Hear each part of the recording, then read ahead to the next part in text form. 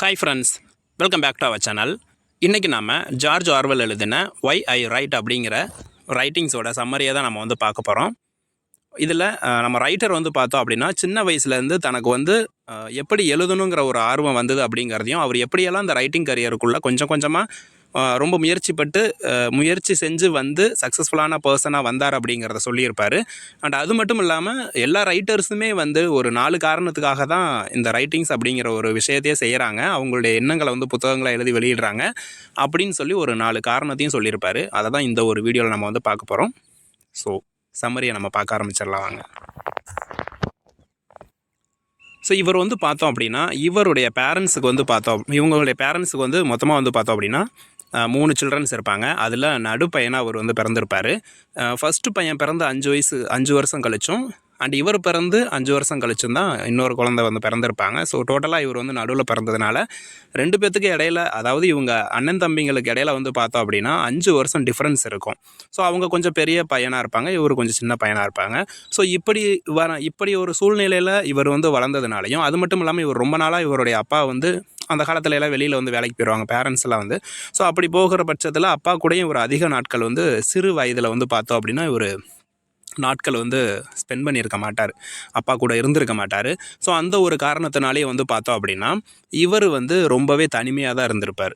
ரொம்ப தனிமையான ஒரு சூழ்நிலையில் தான் இவர் இருந்திருப்பார் அப்படின்னு சொல்கிறாரு. அண்ட் அது மட்டும் இல்லாமல் அப்படி இருந்த ஒரு சூழ்நிலையில் தான் இவர் பார்த்தோம் அப்படின்னா தன்னுடைய மனசுக்குள்ளேயே தான் பார்த்தோம் அப்படின்னா ஒரு குட்டி குட்டி ஸ்டோரியாக நினச்சிக்கிறது, அதாவது தானாகவே ஒரு கதையை நினச்சிக்கிறது, அண்ட் தானாகவே மனசுக்குள்ளே பேசிக்கிறது, தானாகவே தான் கூட ஒரு நபர் இருக்கிற மாதிரி தானாக பேசிகிட்டு இருக்காரு. நீங்கள் குழந்தைங்களையெல்லாம் பார்த்தோன்னா தானாகவே ஏதாவது ஒரு மழலை வேர்டில் பேசிக்கிட்டு விளையாண்டுக்கிட்டு இருக்கோம். தனியாக பார்த்தீங்கன்னா தெரியும்.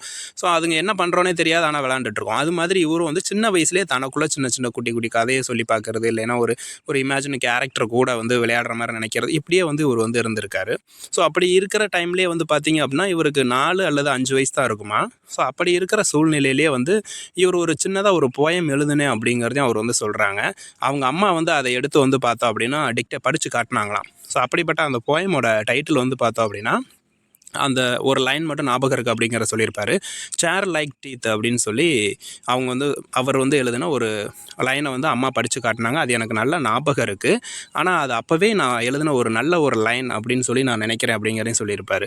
பட் லேட்டராக தான் அவருக்கே அந்த விஷயம் தெரியுது. அவர் வில்லியம் பிளேக் எழுதின டைகர் அப்படிங்கிற ஒரு போயமோட ஒரு அந்த போயமை கேட்டதுனால அதிலிருந்த ஒரு ஆர்வத்தில் அதை காப்பி பண்ணி எழுதின மாதிரி அந்த ஒரு லைன் இருக்குது அப்படின்னு சொல்லி லேட்டராக அவர் சொல்கிறாரு. ஸோ அதுக்கப்புறம் அவர் பார்த்தோம் அப்படின்னா ஒரு 11 வயசு இருக்கும்போது வேர்ல்டு வார் 1 ஸ்டார்ட் ஆகுது. ஸோ அப்படி ஸ்டார்ட் ஆகும்போது அவருக்கு ஓரளவுக்கு விவரம் தெரிய ஆரம்பிக்குது. அவர் சின்ன வயசுலேயே ஒரு பாடல் எழுதணும், இல்லைன்னா ஒரு எஸ்எஸ் எழுதணும், கதை சொல்லணும் அப்படின்னு சொல்லி அந்த ஆர்வம்லாம் இருந்திருக்கு. அதையே பார்த்தோம் அப்படின்னா தொடர்ந்து முயற்சி பண்ணிக்கிட்டே வராரு. டைம் இருக்கும் போதெல்லாம் வேர்ட்ஸ் படிக்கிறது, இல்லைன்னா குட்டி குட்டி கதை எழுதி பார்க்கறது, மனசுக்குள்ளேயே கதையை சொல்லி பார்க்கறது. ஸோ இப்படியெல்லாம் அவர் ட்ரைன் ஆகிட்டு வராரு. இப்படி வரும்போது அவருடைய 11வது வயசில் வேர்ல்டு வார் 1 ஸ்டார்ட் ஆகுது. அப்படி ஆகும்போது அவருக்கு ஒரு ஆர்வம். இப்போ நம்ம பார்த்தோம்னா தேசபக்தி பாடல்கள்லாம் நிறையா இருக்கும். பாரதியார் எடுத்துக்கிட்டோம்னா அப்படி தான் இருக்கும், அவர் எழுதின பாடல்கள்லாம் அப்படி தான் இருக்கும். ஸோ அந்த மாதிரி இவர் ஒரு தேசபக்தி பாடல்களை பாடணும் அப்படின்னு சொல்லி போயம் எழுதுறாரு. அப்படி எழுதின போயம்ஸ் கூட பார்த்தோம் அப்படின்னா லோக்கல் நியூஸ் பேப்பரில் பப்ளிஷும் ஆகிருக்கு. அப்படி ஆன ஒரு 2 வருஷம் கழித்து பார்த்தோம் அப்படின்னு பார்த்தோன்னா அவங்களுக்கு நெருக்கமான ஒருத்தர் இறக்குறாங்க. ஸோ இந்த மாதிரியான சூழ்நிலையெல்லாம் வருது. அப்படி அவர் தொடர்ந்து அவருடைய கரியரில் பார்த்தோம் அப்படின்னா ரைட்டிங்ஸை விட்டுறக்கூடாது அப்படின்னு சொல்லி அவர் கொஞ்சம் கொஞ்சமாக ரைட்டிங்ஸ் எழுதுறாரு. 11 வயசுக்கு அப்புறம் கொஞ்சம் மெச்சூர்டு ஆகும்போது பார்த்தோம் அப்படின்னா அவர் ஒரு அன்ஃபினிஷ்டான நேச்சர் போயம் எழுதுகிறாங்க. அது எழுதின போயம் பார்த்தோம் அப்படின்னா ஜார்ஜியன் ஸ்டைலில் எழுதியிருப்பார். ஸோ இப்படி அவர் கொஞ்சம் கொஞ்சமாக அவருடைய ரைட்டிங்ஸை எழுத ஆரம்பித்தாலும் கூட ஆரம்ப காலகட்டத்தில் அவருடைய ரைட்டிங்ஸ் சக்ஸஸ்ஃபுல்லாக, அதாவது அவர் எழுதுனது ரொம்ப ஃபேமஸ் ஆச்சு அப்படிங்கிறது கிடையாது, ஃபெயிலியராக தான் ஆச்சு அப்படிங்கிறதே அவர் சொல்கிறார். இப்படி அவர் 14 வயசு வரைக்கும் வராரு. 14வது வயசில் பார்த்தோம் அப்படின்னா ரைம் ஸ்கீமை யூஸ் பண்ணி அவர் சில ப்ளே எழுத ஆரம்பிக்கிறாரு. அப்படி எழுதின அந்த ரைட்டிங்ஸ் பார்த்தோம் அப்படின்னா அரிஸ்டாட்டிலோட சீடர்கள், அவங்க அரிஸ்டோஃபன்ஸ்னு சொல்லுவான். ஸோ அவங்களுடைய ஸ்டைலை ஃபாலோ பண்ணி தான் எழுதுனேன் அப்படிங்கிறதே அவர் சொல்லியிருக்காரு. லேட்டராக ஒரு எழுதின அந்த ரைட்டிங்ஸ் பார்த்தோம் அப்படின்னா ஸ்கூல் மேகசின்ஸில் பப்ளிஷ் ஆகிருக்கு. அப்புறம் சில மன்ஸ்கிரிப்ட்லேயும் பிரிண்ட் பண்ணியிருக்காங்க. அது வெளிவரும்போது அதை பார்த்த நிறைய பேர் வந்து பார்த்தோம் அப்படின்னா, இதெல்லாம் ஒரு ரைட்டிங்கா அப்படின்னு சொல்லி ரொம்பவே ரொம்ப கேவலமாக ஒரு மனசு நோகிறபடியான கிரிட்டிசிசம்லாம் வந்து கொடுத்துருக்காங்க. ரொம்ப சீப்பான வார்த்தைகளை எல்லாம் பயன்படுத்தி பேசியிருப்பாங்க. ஸோ இவெல்லாம் எழுதவே லாய்க்கில்லை, இவெல்லாம் எழுத வந்துட்டான் அப்படின்னு சொல்லுவோம் பார்த்தீங்களா. ஸோ அது மாதிரி நிறைய பேர் வந்து பேச ஆரம்பிச்சிருக்காங்க. இதெல்லாம் பார்த்து அவர் ரொம்பவே வந்து அதிருப்தி ஆகிருக்காரு. ஒரு கட்டத்தில் வந்து அவர் நம்ம இந்த ரைட்டிங் கரியருக்கே வர வேண்டாம் அப்படின்னு சொல்லி கூட அவர் வந்து ஃபீல் பண்ணியிருப்பார். நம்ம எதுக்கு எழுதணும் அப்படிங்கிற மாதிரி கூட ஃபீல் பண்ணியிருப்பார். கிட்டத்தட்ட அவர் சொல்லியிருப்பார், ஒரு 20 வயசு டைம்லலாம் வந்து பார்த்தோம் அப்படின்னா ரைட்டிங்கே வேண்டாம் விட்டுட்டு பேரலான்னு கூட யோசிச்சேங்கிறதெல்லாம் சொல்லியிருப்பார்.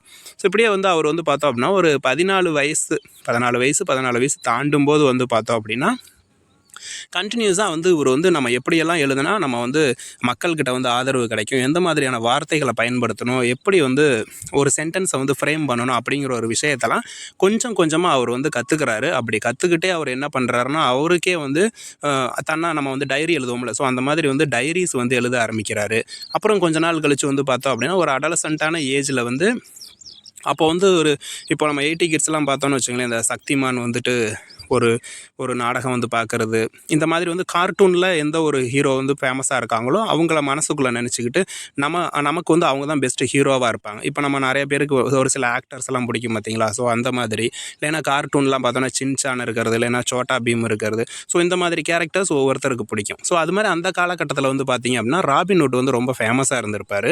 ஸோ இவர் வந்து என்ன நினச்சிக்குவாராம், தன்னை ஒரு ராபின்ஹுட்டாக நினச்சிக்கிட்டு தான் வந்து நிறைய சாகசங்கள் செய்கிற மாதிரி சின்ன சின்ன கதைகள் வந்து எழுதுறது, இல்லைன்னா அவர் மாதிரி இவரை வந்து ஒரு பிக்சராக பெயிண்டிங் வரைஞ்சி பார்க்குறது, ரொம்ப த்ரில்லிங்கான அட்வென்ச்சர்ஸான செயல்களையெல்லாம் செய்கிற மாதிரி இவர் எழுதுறது. ஸோ இப்படி வந்து குட்டி குட்டியாக கதைகள் வந்து இவரே வந்து எழுத ஆரம்பிக்கிறாரு கிட்டத்தட்ட ஒரு 15 வயசு டைமில். ஸோ இப்படியே வந்து பார்த்தோம் அப்படின்னா இவருடைய இந்த ஹேபிட் வந்துட்டு 20 வயசு வரைக்கும் அப்படியே டெவலப் ஆகுது. ஆனால் பார்த்தோம் அப்படின்னா இப்படி தான் எழுதணும், இதை தான் எழுதணுங்கிறது இல்லாமல் எந்த ஒரு ரூல்ஸ் அண்ட் ரெகுலேஷன்ஸும் இல்லாமல் எழுதணும் அப்படின்னு சொல்லி அந்த ஆர்வத்தை மட்டும் விடாமல் தொடர்ந்து இவருடைய ரைட்டிங்ஸ் வந்து அப்படியே எழுதி போகிறாரு. அப்படி வரும்போது தான் இவருடைய ஃபஸ்ட்டு கம்ப்ளீட்டடான நாவல் பார்த்தோம் அப்படின்னா பூம்ஸ்டே அப்படிங்கிற ஒரு ரைட்டிங்ஸை இவர் வந்து எழுதியிருக்கிறாரு. அது மட்டும் இல்லாமல் இவர் வந்து பார்த்தோம் அப்படின்னா இவ்வளோ விஷயங்களை நான் ஏன் வந்து சொல்கிறேன் அப்படின்னு அவரே வந்து சொல்லியிருப்பார். இப்போ நான் சின்ன வயசில் இப்படி வாழ்ந்தேன், இப்படியெல்லாம் ரைட்டிங்ஸ் எழுத ஆரம்பித்தேன், இப்படியெல்லாம் என்னை வந்து நிறைய பேர் வந்து கேவலமாக பேசினாங்க, பட் இருந்தாலும் நான் தொடர்ந்து வந்தேங்கிற இந்த விஷயத்தெல்லாம் நான் ஏன் சொல்கிறேன் அப்படின்னு பார்த்தீங்க அப்படின்னா, எந்த ஒரு பர்சனும் வந்து இதுக்கு முன்னாடி முயற்சி இல்லாமல் ஒரு விஷயத்தை வந்து சக்ஸஸ்ஃபுல்லாக செய்ய முடியாது அப்படிங்கிற ஒரு விஷயத்தை உங்களுக்கு தெரியப்படுத்தணுங்கிறதுக்காக தான் என்னுடைய லைஃப்பில் நடந்த இந்த விஷயங்களை எல்லாம் உங்களுக்கு நான் வந்து சொல்லியிருக்கேன். இதையெல்லாம் தாண்டி தான் என்னுடைய ஃபஸ்ட்டு கம்ப்ளீட் நாவலான பூம்ஸ்டே டேஸை வந்துட்டு நான் பப்ளிஷ் பண்ணேன் அப்படிங்கிறத சொல்கிறாரு. ஸோ அடுத்து வந்து பார்த்தோம் அப்படின்னா ஒவ்வொரு ரைட்டர்ஸும் ஏன் எழுதணும், அவங்க எழுதுறதுக்கு என்ன காரணமாக இருக்கும் அப்படிங்கிற ஒரு விஷயத்தை வந்து நம்மக்கிட்ட வந்து ஷேர் பண்ணுவார். ஸோ இதில் மொத்தமாக வந்து பார்த்தோன்னா 4 கிரேட்டான மோட்டிவ்ஸை வந்து அவர் வந்து சொல்லுவார். ஸோ 4 விஷயத்தை வந்து மையமாக வச்சு தான் ஒவ்வொரு ரைட்டர்ஸும் எழுதுகிறாங்கிறத சொல்கிறாங்க. ஃபஸ்ட்டு ஒன்று வந்து பார்த்தோம் அப்படின்னா ஷீர் ஈகோயிசம்னு சொல்லுவோம். ஸோ ஈகோயிசம் ஞாபகம் வச்சுங்க. அண்ட் ஏஸ்தட்டிக் என்தூசியாசம்னா அழகுணர்ச்சி கலை, ஓகேங்களா. ஸோ அழகை பற்றி அந்த ஒரு அழகு மேலே இருக்க ஒரு ஆர்வம், ஒரு ஈர்ப்பு வந்து வெளிப்படுத்துகிற மாதிரியான ரைட்டிங்ஸ் எழுதுவாங்க. ஒரு சிலர் வந்து ஹிஸ்டாரிக்கல் வரலாறு மேலே இருக்க ஆர்வத்து மூலமாக எழுதுவாங்க அப்படின்னு சொல்கிறாங்க. ஒரு சிலர் வந்து பொலிட்டிக்கல் பர்பஸ், அரசியல் காரணங்களுக்காக ஒரு சிலர் எழுதுவாங்க. இப்படி தான் எப்படியாப்பட்ட ரைட்டர்ஸ் இருந்தாலும், எத்தனை பேர் இருந்தாலும் அவங்களுடைய ரைட்டிங்ஸு இந்த 4 வகையில் தான் அவங்க வந்து எழுதியிருப்பாங்க. இப்படி தான் இருக்கும் அப்படிங்கிறத நம்ம ரைட்டர் வந்து சொல்கிறாங்க. ஸோ இதில் ஃபஸ்ட்டு வந்து ஈகோயிசம் அப்படின்னா என்னங்கிறத பார்த்துருவோம். ஸோ ஈகோயிசம் அப்படிங்கிறது வந்து பார்த்தோம் அப்படின்னா, இப்போ நம்ம உயிரோடு இருக்கும்போதே ஷார்ட்டாக சொல்கிற மாதிரிங்க, நம்ம உயிரோடு இருக்கும்போது ஒரு சில விஷயங்களை செய்வோம். நம்ம இறந்ததுக்கப்புறமும் நம்மளை பற்றி 4 பேர் பேசணுண்டா அப்படின்னு நினைக்கிறோம் பார்த்தீங்களா, அதுதான் வந்து ஈகோயிசம். அதுதான் வந்து ரைட்டிங்ஸில் நான் சொல்கிற ஈகோயிசம், ஒரு ஈகோவாக இருக்கிறது. ஓகே, நம்ம செத்தாலும் நம்மளை 4 பேர் பேசுண்டா, எப்படி வாழ்ந்தாண்டா அப்படின்னு சொல்லி பேசணுங்கிற மாதிரி நிறைய பேர் நினைப்பாங்க. ஸோ அந்த மாதிரி ரைட்டர்ஸ் வந்து பார்த்தோம் அப்படின்னா நம்ம ரொம்ப கிளவராக திங்க் பண்ணி அவங்க இருக்கும்போது நிறைய ரைட்டிங்ஸ் எழுதுவாங்க. அவங்க போனதுக்கப்புறம் இப்படிப்பட்ட ஆள் இருந்தாங்க அப்படின்னு நம்மளை பற்றி பெருமையாக பேசணுங்கிற ஒரு எண்ணத்துக்காகவும் சின்ன வயசில் அவங்க நிறைய கஷ்டப்பட்டிருப்பாங்க, நிறைய பேர் அவங்கள வெறுத்து ஒதுக்கியிருப்பாங்க. அவங்கெல்லாம் இவங்கள பார்த்து வாய் பழக்கிற மாதிரி பண்ணணுங்கிற மாதிரியும் ஒரு ஈகோயிஸ்டிக் கேரக்டர்ஸாக வந்து சில ரைட்டர்ஸ் இருப்பாங்க அப்படிங்கிறாங்க. அப்படிப்பட்ட ரைட்டர்ஸ் வந்து என்ன பண்ணுவாங்களாம், நிறைய சயின்டிஸ்டோடையும் ஆர்டிஸ்டோடையும் பொலிட்டிஷியன்ஸோடையும் லாயர்ஸோடையும் சோல்ஜர்ஸோடையும் இல்லைன்னா சக்ஸஸ்ஃபுல்லான பிஸ்னஸ் மேனோடையும் தன்னை ஒரு கதாபாத்திரமாக நினச்சி சில கதைகளை வந்து அவங்க எழுதுவாங்க அப்படிங்கிறத சொல்கிறாங்க. அண்ட் இது வந்து எல்லாருமே வந்து இப்படி தானா அப்படின்னு பார்த்தீங்கன்னா, பெரும்பாலாக பார்த்தோம் அப்படின்னா 30 வயசுக்கு மேலே இருக்கிற நிறைய பேர் வந்து இண்டிவிஜுவலாக ஒரு ஆம்பிஷன் வச்சுருப்பாங்களாம். நம்ம இப்படி தான் இருக்கணும், நமக்கு அப்புறமும் இப்படி தான் இருக்கணும் அப்படின்னு சொல்லி நிறைய பேர்த்துக்கு இது காமனாக வரக்கூடிய ஒரு விஷயந்தான். இது மாதிரி தான் ரைட்டர்ஸுக்கும் இருக்குது அப்படிங்கிறதையும் சொல்கிறாங்க. அடுத்து பார்த்தோம் அப்படின்னா ஏஸ்தட்டிக் என்தூசியாசம்னு சொல்கிறோம். ஸோ அழகை பற்றி, ஓகேங்களா, ஒரு அழகான விஷயத்துக்கு மேலே ஒரு ஈர்ப்பு இருக்குது பார்த்தீங்களா. ஸோ அதை பற்றி அந்த ஈர்ப்புனால் எழுத ஆரம்பிக்கிறத இதை வந்து சொல்கிறோம். ஸோ இதில் வந்து பார்த்தோம் அப்படின்னா ஒரு வேர்ல்டு இருக்குன்னா அது எக்ஸ்டர்னலான வேர்டு நம்ம வந்து கற்பனை பண்ணி பார்க்கலாம். கார்ட்டூனில் இருக்கட்டும், இல்லைன்னா வந்து இப்போ அவதார் மூவிலாம் பார்த்தீங்கன்னா அப்படியே வந்து அந்த வேர்ல்டை நினச்சி கூட பார்க்க முடியாது. அந்த மரங்களாக இருக்கட்டும், அதில் இருக்க மனிதர்களாக இருக்கட்டும், இயற்கையாக இருக்கட்டும், எல்லாமே வந்து அப்படியே நம்ம நினச்சி கூட பார்க்க முடியாத அளவுக்கு ரொம்ப பியூட்டிஃபுல்லாக இருக்கும். ஸோ அந்த மாதிரி நிறைய பேருக்கு வந்து பார்த்தோன்னா ஒரு கற்பனை திறன் இருக்கும். ஸோ அந்த மாதிரியான கற்பனை திறனை வந்து இவங்களுடைய அழகான வார்த்தைகளை பயன்படுத்தி அழகான ஒரு கதையாவோ கவிதையாவோ எழுதுவாங்க. ஸோ அதை வந்து நம்ம பப்ளிஷ் பண்ணும்போது மற்றவங்களுக்கும் அது ஒரு மிகப்பெரிய சந்தோஷத்தை கொடுக்கும் அப்படிங்கிற ஒரு விஷயத்தினால வந்து பார்த்தோம் அப்படின்னா நிறைய ரைட்டர்ஸ் வந்து ஒரு இயற்கையை புகழ்கிற மாதிரியும் இயற்கையை ரசிக்கிற மாதிரியுமான ரைட்டிங்ஸை வந்து வெளியிடுவாங்கன்னு சொல்கிறோம். இதில் ஷார்ட்டாக சொல்லணும் அப்படின்னா ஒவ்வொருத்தரும் இயற்கையோட தன்னுடைய ஒரு அனுபவத்தை மற்றவங்களுக்கும் ஷேர் பண்ணிக்கணுங்கிற ஒரு ஆர்வத்தோடு அவங்க ரைட்டிங்ஸை எழுதுவாங்கங்கிறது தான் ஆஸ்தட்டிக் என்தூசியாசம்ங்கிற கான்செப்டில் நம்ம ரைட்டர் வந்து சொல்லுவாங்க. ஸோ அடுத்து பார்த்தோம் அப்படின்னா ஹிஸ்டாரிக்கல் இம்பல்ஸ், ஓகேங்களா, ஒரு வரலாறு மேலே இருக்க ஒரு தாக்கத்தினால எழுதக்கூடிய ரைட்டர்ஸ் அப்படின்னு சொல்லுவோம். ஸோ இதை பெரும்பாலும் வந்து பார்த்தோம் அப்படின்னா நம்ம ரைட்டர்ஸ் வாழக்கூடிய அந்த காலகட்டத்தில் வந்து என்ன மாதிரியான நிகழ்வுகள்லாம் நடக்குது, அதை யார் அதுக்கு காரணமாக இருப்பாங்க, அதில் எப்படிப்பட்ட மாற்றங்கள்லாம் வந்தது அப்படிங்கிற பல விஷயங்களை ஆதாரபூர்வமாக வந்து பார்த்தோம் அப்படின்னா அவங்களுடைய ரைட்டிங்ஸில் வந்து வச்சுருப்பாங்க. இன்றைக்கும் நம்ம பல வரலாற்று புத்தகங்களை படிக்கிறது இப்படி தான். நம்ம வந்து யாரோ ஒருத்தர் எழுதி வச்சுட்டு போனதுனால தான் பல வரலாறு நம்ம வந்து தெரிஞ்சுக்கிறோம். இப்போ நம்ம தமிழ் கல்வெட்டுகள்லாம் இருக்குது பார்த்தீங்களா. ஸோ அதையெல்லாம் நம்ம படிக்கிறது மூலமாக நம்ம மன்னர்கள் எப்படி இருந்தாங்க, நம்ம தமிழ் கலாச்சாரம் எப்படி இருந்ததுங்கிறதெல்லாம் நம்ம தெரிஞ்சுக்கிறோம். ஸோ அந்த மாதிரி ஒரு வரலாறு மேலே இருக்க ஆர்வத்தினாலையும் ஒரு தாக்கத்தினாலையும் நிறைய ரைட்டர்ஸ் வந்து வரலாற்று பற்றின ரைட்டிங்ஸை வந்து எழுத்துக்களை எழுதுகிறாங்க.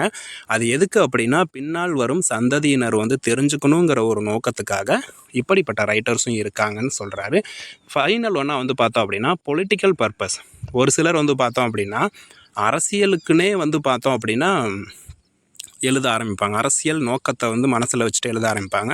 இதுக்கு நான் வந்து சினி ஃபீல்டில் நம்ம எக்ஸாம்பிள் சொல்லணும் அப்படின்னு பார்த்தோம் அப்படின்னா நிறைய பேர் இருக்காங்க. பட் ஃபேமஸாக சொல்லணுங்கிறதுக்காக சொல்கிறேன். இப்போ விஜயகாந்தாக இருக்கட்டும், இல்லைன்னா விஜயா இருக்கட்டும், இவங்க 2 பேரும் வந்து பார்த்திங்கன்னா அவங்க நடித்த படங்கள்லாம் வந்து பார்த்தோம் அப்படின்னா அவங்களுடைய ஒரு கொடியையும் அவங்களுடைய ஒரு அரசியல் சின்னத்தையும் ஏதோ ஒரு படத்தில் ஏதோ ஒரு பாடல் வரிகளில் அழகாக வெளியிட்டிருப்பாங்க.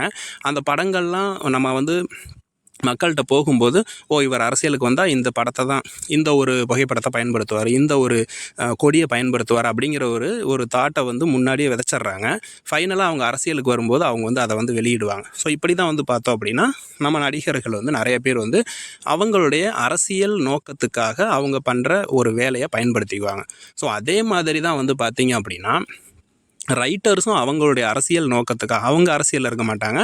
பட் வந்து ரைட்டர்ஸாக நிறைய பேர் அரசியலில் இருக்கவங்க விலைக்கு வாங்கி வச்சுருப்பாங்க. அந்த காலகட்டத்தில் அமைச்சர்கள்லாம் இருக்காங்களா அந்த மாதிரி. ஸோ இவங்க என்ன பண்ணணும், அந்த அரசியல் கட்சியை புகழ்ந்து தான் எழுதுவாங்க. ஸோ அப்படி வந்து பார்த்தோம் அப்படின்னா நிறைய ரைட்டர்ஸ் வந்து பார்த்தோம் அப்படின்னா ஒரு மக்கள் கூட்டத்தை வந்து ஒரு பக்கத்துக்கு இருந்து இன்னொரு பக்கத்துக்கு இழுக்கிறது. அதாவது அவங்க அந்த கட்சிக்காரங்களாக இருக்காங்கன்னா இந்த கட்சிக்கு வந்து இந்த மாதிரியான ரைட்டிங்ஸை படிக்கிறது மூலமாக வர்றது. ஸோ இப்படி வந்து மக்களோட எண்ணங்களை மாற்றவும் மக்களை திசை திருப்பவும் பார்த்தோம் அப்படின்னா ரைட்டிங்ஸ் வந்து நிறைய பேர் எழுத ஆரம்பித்தாங்க. அப்படி எழுதுகிறவங்க பொலிட்டிக்கல் பர்பஸோட எழுதுகிற ரைட்டர்ஸ் அப்படின்னு சொல்லுவான். இவர் வந்து ஜென்யூனாக என்ன சொல்கிறார் அப்படின்னு பார்த்தோம் அப்படின்னா ஒவ்வொரு ரைட்டிங்ஸுமே ஏதாவது ஒரு காரணத்தினால ஏதாவது ஒரு விஷயத்தில் கண்டிப்பாக அரசியல் இல்லாமல் இருக்காது அப்படிங்கிறதையும் இவர் வந்து சொல்கிறாரு. ஸோ இப்படி வந்து இவர் வந்து ரைட்டர்ஸை மொத்தமாக நாலு வகையாக வந்து பிரிக்கிறாங்க. இவருடைய ரைட்டிங் கரியர்லேயும் வந்து பொலிட்டிக்கல் வந்து வந்ததா அப்படின்னு சொல்லி அவரே வந்து சொல்லியிருப்பார். அரசியல் கலந்து எழுதுவாரா அப்படின்னு பார்த்தோம் அப்படின்னா இவர் முழுக்க இவருடைய ரைட்டிங்ஸில் எல்லாமே வந்து அரசியல் கலந்துருக்குங்கிறதையே இவர் 1935-36 காலகட்டத்தில் நான் வந்து உணர்ந்தேன் அப்படின்னு சொல்கிறாரு. அது எதனால் அப்படின்னு பார்த்தோம் அப்படின்னா, அவர் வாழ்ந்த காலகட்டத்தில போர் நடந்திருக்கும். பசி, பட்டினி, மக்களோட கஷ்டம் இதையெல்லாம் அவர் வந்து பார்த்துருப்பாரு. ஸோ அப்படி பார்க்கறதுனால அவரும் அவருடைய ரைட்டிங்ஸில தன்னை சுற்றி நடக்கிற நிகழ்வுகள தான் எழுதியிருப்பாரு. அது தெரிஞ்சோ தெரியாமலோ அவர் வாழ்ந்த காலகட்டத்தில இருந்த அரசியல் கட்சிக்கு எதிராவோ, இல்ல அரசியல் கட்சிக்கு சாதகமாவோ நிறைய ரைட்டிங்ஸை நானும் எழுதியிருக்கேன் அப்படிங்கிறத அவர் வந்து சொல்லியிருப்பாரு. குறிப்பாக சொல்லணும் அப்படின்னா, இவர் வந்து பார்த்தோம்னா 1936 1936 சமயத்தில் வந்து பார்த்தோம் அப்படின்னா, நேரடியாவோ இல்லைன்னா மறைமுகமாகவோ வந்து பார்த்தோம் அப்படின்னா டோட்டலிட்டேரியனிசம் அப்படின்னு சொல்கிற ஒரு பொலிட்டிக்கல் பார்ட்டிக்கு அகைன்ஸ்டாகவும் அண்டு டெமோக்ராட்டிக் சோசியலிசத்துக்கு வந்து பார்த்தோம் அப்படின்னா சப்போர்ட் பண்ணி வந்து இவருடைய ரைட்டிங்ஸ் வந்து இருந்ததாக அவரே வந்து ஒத்துக்குவார். ஸோ இவருடைய ரைட்டிங்ஸ் பெரும்பாலும் அரசியலை மையப்படுத்தி தான் இருக்குங்கிறதையும் சொல்லியிருக்காங்க. அண்டு பெரும்பாலும் இவருடைய ரைட்டிங்ஸில் முடிய போகிற பகுதியில், அந்த கதை பகுதியில் கடைசி 2 பக்கங்களை படிக்கிறோம் அப்படின்னா இவருடைய மோட்டிவ்ஸ், இவருடைய நோக்கம், ஒரு ரைட்டிங்ஸை எழுதுகிற ஒரு நோக்கம் எப்படி இருக்கும் அப்படின்னு பார்க்குறீங்க அப்படின்னா, கண்டிப்பாக வந்து ஒரு பொதுநலத்தோடு தான் நான் வந்து ரைட்டிங்ஸ் எழுதுனேன் அப்படிங்கிற ஒரு விஷயத்தையும் அவர் வந்து சொல்கிறாங்க. அண்டு ஒரு ரைட்டிங்ஸ் எழுதணும் அப்படிங்கிறது வந்து பார்த்தோம் அப்படின்னா சாதாரண விஷயம் கிடையாது. ரொம்பவே வந்து பயங்கரமான ஒரு விஷயம். ரொம்ப கஷ்டம் இருக்கும். அண்டு வந்து அது மட்டும் இல்லாமல் ஒரு காயம் பட்டு ரொம்ப நாளாக ஆறாமல் இருந்தால் அது எப்படி இருக்கும்? ஸோ அந்த மாதிரி ஒரு பெயின்ஃபுல்லான ஒரு விஷயந்தான் ஒரு கவிதையோ ஒரு நாவலோ எழுதக்கூடியவருக்கு நடக்கக்கூடிய விஷயங்கிறாரு. ஒரு ரைட்டர் வந்து இவ்வளோ பெயின்ஃபுல்லான விஷயங்களையெல்லாம் கடந்து தான் ஒரு கதையை வந்து பப்ளிஷ் பண்ண முடியும். அந்த அளவுக்கு வந்து ரைட்டிங்ஸ் எழுதுறது ரொம்ப ரொம்ப கஷ்டம் அப்படிங்கிறதையும் சொல்கிறாரு. ஒரு நல்ல ப்ரோஸ் பீஸ் அப்படிங்கிறது வந்து பார்த்தோம் அப்படின்னா ஒரு கண்ணாடி ஜன்னல் மாதிரியாம். ஓகேங்களா? ஸோ அது வந்து அந்த பக்கம் இருக்கிறத அப்படியே காட்டும்ல. ஸோ அந்த மாதிரி வந்து அவர் வந்து ஒரு நல்ல ப்ரோஸ் பீஸுங்கிறது அப்படி தான் இருக்கணும் அப்படிங்கிறதையும் சொல்கிறாங்க. அதே மாதிரி இவருடைய ரைட்டிங்ஸில் வந்து பார்த்தோம் அப்படின்னா இவர் வந்து ஸ்ட்ராங்கான ஒரு மோட்டிவோட வந்து நிறைய ரைட்டிங்ஸை வந்து நான் வந்து எழுதலை அப்படின்னாலும் கூட நான் எழுதியிருக்கிற விஷயங்கள் கண்டிப்பாக வந்து மக்கள் வந்து பின்பற்றக்கூடிய விஷயங்களை நான் வந்து எழுதியிருப்பேன். அது அவங்க மக்கள் பின்பற்றக்கூடிய வகையில் தான் என்னுடைய எழுத்துக்களும் இருக்கும் அப்படிங்கிறதோட இந்த ஒரு ரைட்டிங்ஸை வந்து ஜார்ஜ் ஆர்வல் வந்து எழுதியிருப்பார். ஸோ இப்போ நாம் வந்துட்டு ரைட்டரை பற்றின ஒரு டீட்டெயிலாக பார்த்துருவோம். ஓகேங்களா? ஸோ இப்படிப்பட்டவர் வந்து பார்த்தோம் அப்படின்னா இவருடைய ஒரிஜினல் நேம் வந்து பார்த்தோம்னா எரிக் ஆர்தர் பிளேயர் அப்படிங்கிறது தான் இவருடைய ஒரிஜினல் நேமாக இருக்கும். இவர் வந்து 1903 ஜூன் 25 பிறந்திருக்காரு. 1950 ஜனவரி 21 வந்து இறந்துடுறாரு. ஸோ இவர் வந்து பார்த்தோம் அப்படின்னா ஒரு பிரிட்டிஷ் நாவலிஸ்டாகவும் பொயட்டு, எஸ்ஸேயிஸ்ட் அண்ட் ஜேர்னலிஸ்டாகவும் ஃபைனலாக கிரிட்டிக் ரைட்டராகவும் இருந்திருக்காரு. இவருடைய பென் நேம் தான் வந்து பார்த்தோம் அப்படின்னா ஜார்ஜ் ஆர்வல் அப்படிங்கிறது. அண்டு இவர் வந்து பார்த்தோம்னா இவருடைய ரைட்டிங்ஸ் வந்து பார்த்தோம் அப்படின்னா அனிமல் ஃபார்ம் அப்படிங்கிற ஒரு அலிகாரிக்கல் நாவல் வந்து ரொம்ப ரொம்ப ரொம்ப ஃபேமஸ் அப்படின்னு சொல்லலாம். 1945 வந்து பப்ளிஷ் பண்ணியிருப்பார். ரொம்பவே வந்து அரசியலை மையப்படுத்தி இந்த ஒரு நாவல் வந்து எழுதியிருப்பார். ரொம்ப ஃபேமஸ் அப்படின்னு சொல்லலாம். அதுக்கு அடுத்தது டைஸ்டோப்பியன் நாவலான 1984 அப்படிங்கிற ஒரு நாவல் ரைட்டர் வந்து எழுதியிருக்காங்க. ஸோ இப்படி வந்து லிட்டரரி கிரிட்டிசம் பேஸ்டான ரைட்டிங்ஸையும் இவர் வந்து எழுதியிருக்காரு. ஓகே ஃப்ரெண்ட்ஸ், இந்த வீடியோ இதோட முடிஞ்சுது. இந்த வீடியோ உங்களுக்கு பிடிச்சிருக்குன்னா லைக் பண்ணி உங்கள் ஃப்ரெண்ட்ஸுக்கு ஷேர் பண்ணுங்கள். நீங்கள் நம்ம சேனல் வீடியோவை முதலாக பார்க்குறீங்க அப்படின்னா மறக்காமல் சப்ஸ்கிரைப் பண்ணி நம்ம சேனலுக்கு சப்போர்ட் பண்ணுங்கள். தேங்க்யூ. பாய்.